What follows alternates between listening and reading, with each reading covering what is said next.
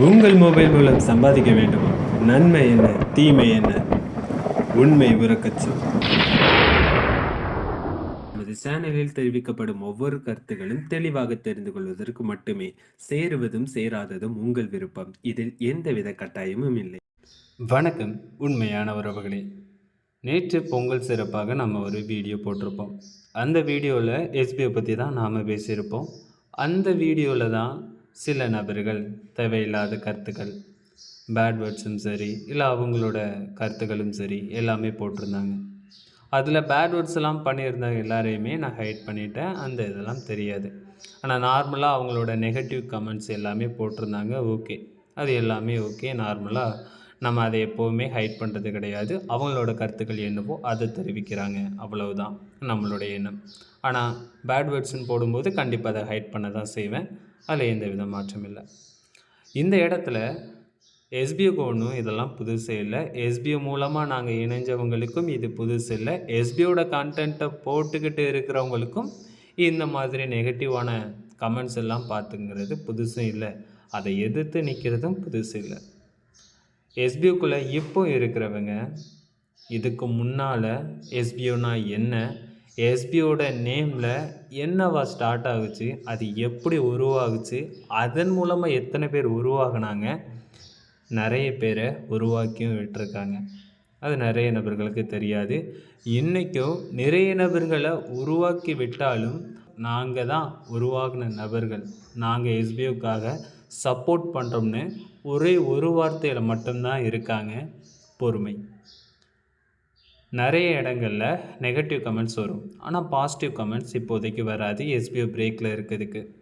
காரணம் என்னென்னா, எஸ்பிஓவை நான் நம்புகிறேன் அப்படின்னு ஒரு வார்த்தையை அந்த இடத்துல சொல்லும்போது எஸ்பிஓக்குள்ளே நான் பணம் கட்டியிருக்கேன், இந்த பணம் கட்டினதுக்கு நீ பொறுப்பா அப்படிங்கிற ஒரு வார்த்தை அந்த பாசிட்டிவ் கமெண்ட்ஸுக்கு கண்டிப்பாக டேக் பண்ணி ரீப்ளேவாக போகும். இது எதுக்கு இவங்களுக்கு நாம் ஏன் புரிய வைக்கணும்? நம்மளோட டீமுக்கு நாம் பாசிட்டிவாக புரிய வைப்போம். நம்மளோட டீமுக்கு நாம் தைரியத்தை கொடுப்போம். யாரோ ஒருத்தர் எவங்களோ எங்கேயோ சேர்ந்துக்கிட்டு ஒரு தன்னம்பிக்கை இல்லாமல் இருக்கும்போது நாம் எதுக்கு இவங்களுக்கு தைரியம் சொல்லணும்? நெகட்டிவாக ஒரு நபர் பேசுகிறாங்கன்னா வழிகளில் பேசலாம், ஆனால் கேலிகளில் பேசுவாங்க.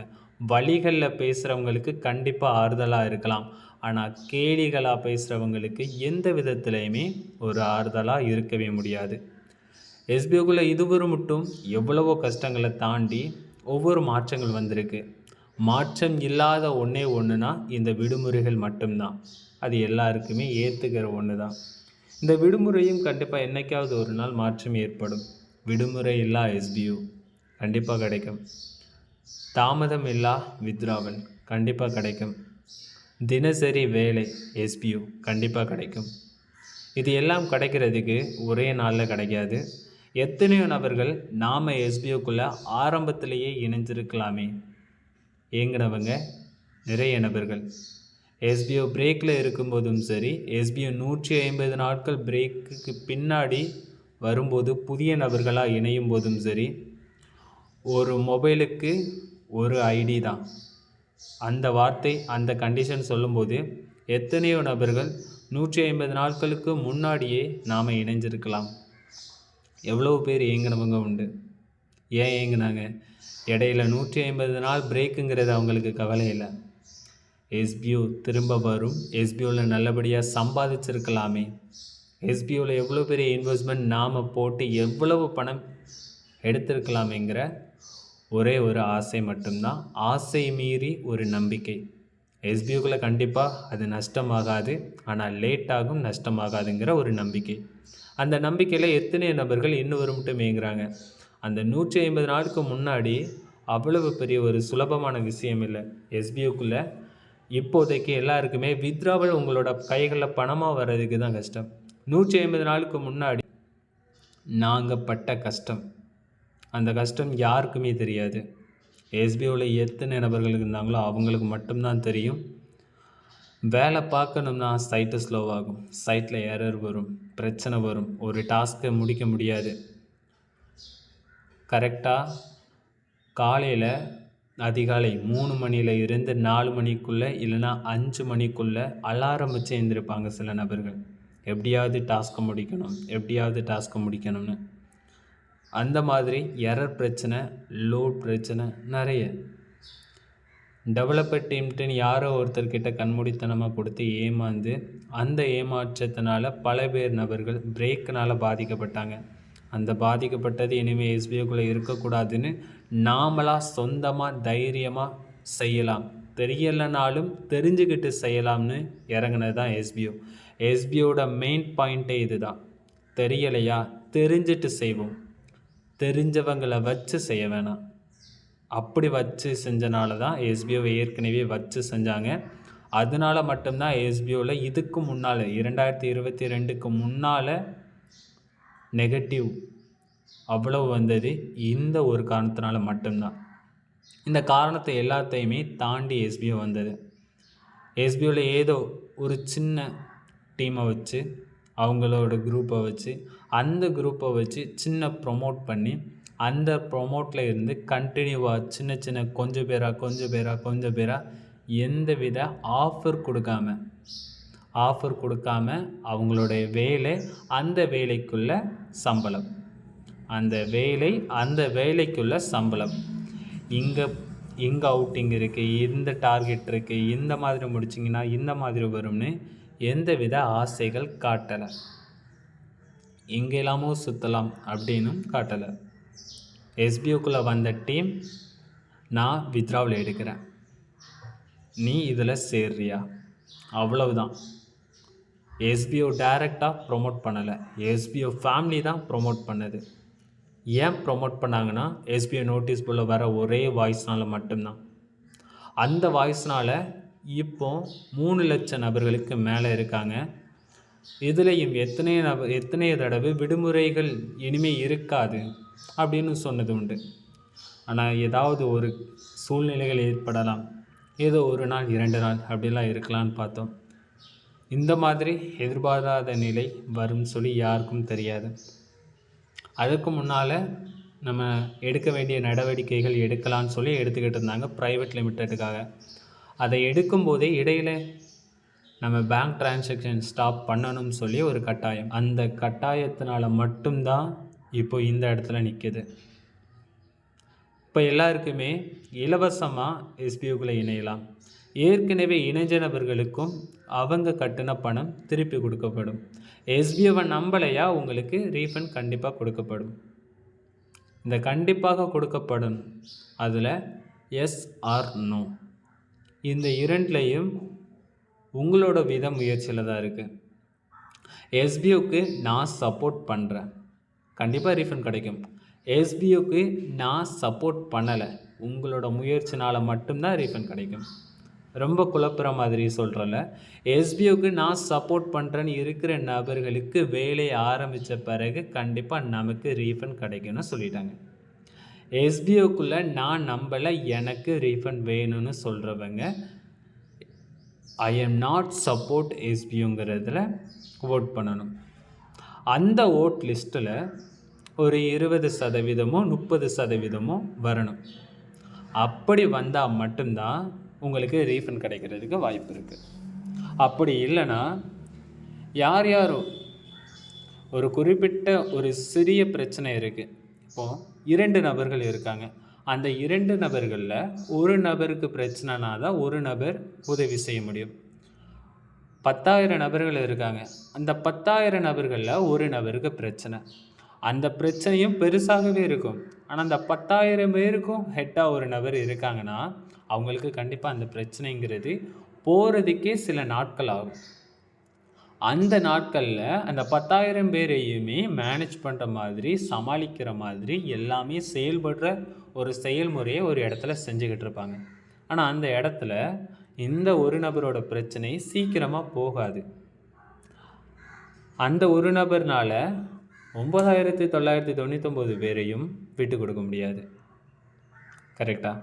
இதே மாதிரி தான் இந்த எஸ்பிஓக்குள்ளே இந்த 20%, 30%, 30 லட்சம் பேரில் 20% நமக்கு வரணும். அப்படி வந்தாலும் கண்டிப்பாக வாய்ப்புகள் இருக்குதுன்னு சொல்லியிருக்காங்க. இதில் ஓட் லிஸ்ட்டு வச்சுட்டாங்க. எஸ்பிஓ நோட்டீஸ் போர்டில் ஸ்க்ரீனில் தெரியறதை பாருங்கள். இதுதான் எஸ்பிஓவில் சப்போர்ட் பண்ணாத மெம்பர்ஸ். இன்னொன்று என்னென்னா, எஸ்பிஓக்குள்ளே இணையாத நபர்களும் எஸ்பிஓக்குள்ளே இருக்காங்க. நோட்டீஸ் போர்டில் சொல்கிறேன், எஸ்பிஓ நோட்டீஸ் போர்டில் இருக்காங்க. எஸ்பிஓவில் நம்ம ஏற்கனவே ஒரு வீடியோ போட்டிருந்தோம். இப்போ லாஸ்ட்டாக போட்டிருந்த வீடியோவில், இந்த வீடியோவுக்கு மட்டும் திடீர்னு லைன் பை லைனாக கமெண்ட் எதுவுமே வராமல் திடீர்னு கமெண்ட் வந்தது. ஒரே நபர் சில இதை போடுறாங்க, சில நபர்கள் பேட் வேர்ட்ஸாக போட்டாங்க. இந்த மாதிரி போடும்போது எஸ்பிஓவை டாமினேட் பண்ணணும், எஸ்பிஓவில் இருக்கிறவங்கள டிமோட்டிவேட் பண்ணணும், எஸ்பிஓவில் இருக்கிறவங்கள அப்படியே தூக்கி இன்னொரு இடத்துக்கு தூக்கிட்டு போகணும். இது எல்லாமே நடக்கிறதெல்லாம் நார்மலாக நடக்க தான் செய்யும். ஆனால் எஸ்பிஓவில் இருந்து வேறு வேலை வேணால் செஞ்சுக்கிட்டு இருப்பாங்களே தவிர எஸ்பிஓவை விட்டு கொடுக்கறதுக்கு யாருக்குமே மனசு வராது. ஏன்னா அவங்களோட வாழ்க்கையில் கஷ்டம் இருக்கும்போது எஸ்பிஓ விட்டு கொடுக்கல. ஏற்கனவே ஒரு பிரச்சனைக்கு ஒரு சேவிங்ஸ்னாலும் எஸ்பிஓ இருந்தது. எஸ்பிஓட மக்களுக்கு ஏற்கனவே இன்னும் விதமான பெரிய ஒரு காரியங்கள் ஆகினாலும் எஸ்பிஓக்குள்ளே சொல்யூஷன் இருந்தது. ஒரு தைரியமாக ஒரு கடனை வாங்கி இன்றைக்கி இல்லைனாலும் நாளைக்கு கொடுத்துடலான்னு எஸ்பிஓ மேலே நம்பிக்கை இருந்தது. இது எல்லாம் நிறைய நபர்களுக்கு நடந்துச்சு. அந்த ஒரு காரணம்தான் இந்த எஸ்பிஓக்குள்ளே இப்போ எஸ்பிஓ விடுமுறையாக இருந்தாலும் எஸ்பிஓ நோட்டீஸ் போர்டில் லைவாக நான் காமிக்கிறேன். எஸ்பிஓ நோட்டீஸ் போர்டில் சரியாக 97% 3% support SPO, not support SPO. Support எஸ்பிஓவில் 35,000, சப்போர்ட் எஸ்பிஓவில் 35,223, நாட் சப்போர்ட்டில் 1096. மொத்த ஓட் பண்ணியிருக்கவங்க 36,319 பேர். இதில் 35,223 பேரை பார்ப்பாங்களா இல்லை 1096 பேரை பார்ப்பாங்களா? இதில் ஒன்று சொல்லலாம், 1000 பேரும் இருந்தாலும் அவங்களுக்கும் அது கஷ்டம் தானே, அவங்களுக்கும் அந்த நம்பிக்கை இல்லை தானே. இந்த 1000 பேருன்னு சொல்கிறாங்கல்ல, இந்த 1000 பேருமே இப்போ ரீஃபண்டுக்கு அப்ளை பண்ணலான்னு சொன்னால் இந்த 1000 லிஸ்ட்டு வராது. ஏன்னா அவங்க எஸ்பிஓக்குள்ளே நிறைய நபர்கள் கிடையாது. இதெல்லாம் இருக்குது. ஏற்கனவே எங்களுக்கு ரீஃபண்ட் வேணும் அப்படின்னு சொல்லியிருந்தாங்க.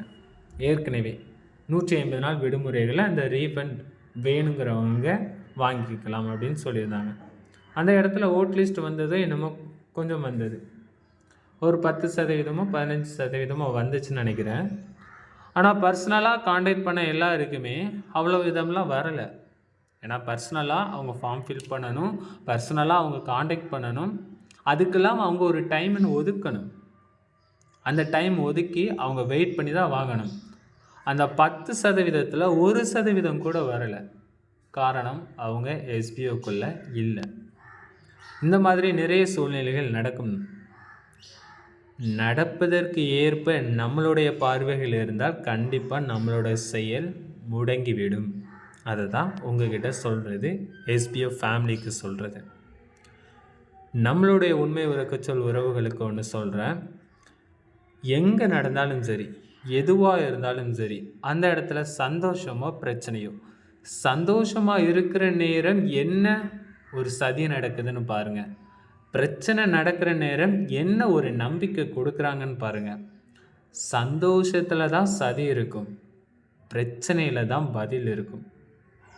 எல்லாருமே எதிர்த்து நிற்கலாம் எஸ்பிஓக்காக. யார் என்ன சொன்னாலும் சரி, நம்மளோட சப்போர்ட் எஸ்பிஓக்கு தான். எஸ்பிஓ கம்பேக் கொடுக்கும். எஸ்பிஓவில் இனிமே நார்மலாக நம்மளும் இன்கம் ஏர்ன் பண்ண தான் போகிறோம். இதை பற்றி நீங்கள் என்ன நினைக்கிறீங்கன்னு கமெண்ட்டில் கண்டிப்பாக சில நபர்கள் கொடுக்க மாட்டாங்க. சரி, எங்களுக்கு ஆசை தான் கமெண்ட் கொடுக்க, ஆனால் அவங்கள டேக் பண்ணி அவங்கள திட்டுறக்கு 4 பேர் இருக்காங்க. ஸோ உங்களோட விருப்பம், கமெண்ட் பண்ணுறதும் பண்ணாததும்.